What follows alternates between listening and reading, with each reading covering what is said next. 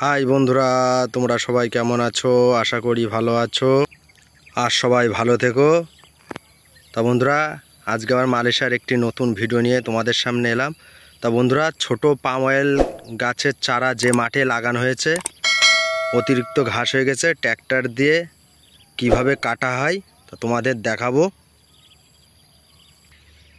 বন্ধুরা, দেখতে পাচ্ছ কত ঘাস হয়ে গেছে। যে দুই সাইডে যে ছোট পাম অয়েল গাছের চারা লাগানো আছে, এই যে মাঝখান দিয়ে মালয়েশিয়াতে বলা হয় লোরং, যে রাস্তা মতন আছে, ওই রাস্তায় অতিরিক্ত ঘাস হয়ে গেছে। সব পাম অয়েল বাগানে কাজ করতে পারছে না, ঘাস মারা ওষুধ দিতে পারছে না। ওই জন্যই ট্র্যাক্টর দিয়ে কোম্পানির লোক বলেছে ঘাস কাটার কথা। তা কীভাবে ঘাস কাটতে হয় ট্র্যাক্টর দিয়ে পাম অয়েল বাগানে তা তোমাদের দেখাবো। তো বন্ধুরা, দেখতে পাচ্ছ চারিদিকে ছোট পাম অয়েল গাছের চারা লাগানো।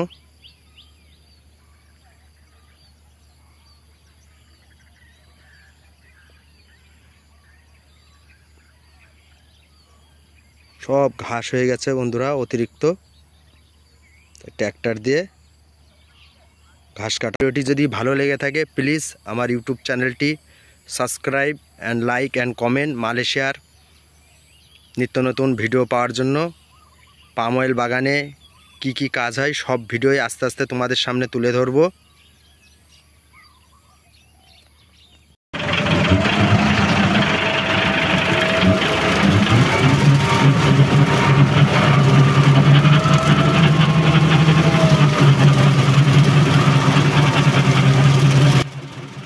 বন্ধুরা, মালয়েশিয়াতে ট্র্যাক্টরের পেছনে ঘাস কাটা মেশিন লাগিয়ে ছোট পাম অয়েল বাগানে, বড় পাম অয়েল বাগানে এইভাবেই ঘাস কাটা হয়।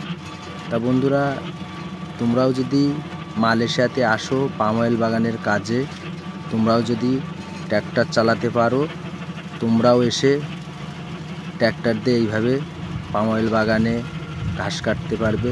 বিভিন্ন রকমের কাজ আছে বন্ধুরা। ঘাস মারা ওষুধও ট্র্যাক্টরে করে নিয়ে যেতে হতে পারে, পাম অয়েল ফলও তুলতে হতে পারে ট্র্যাক্টর দিয়ে।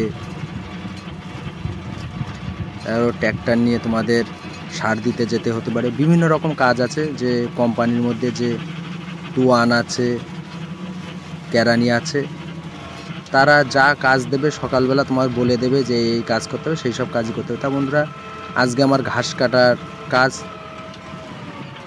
আমি এই যে ঘাস কাটছি সেই টপিক নিয়ে একটি ভিডিও।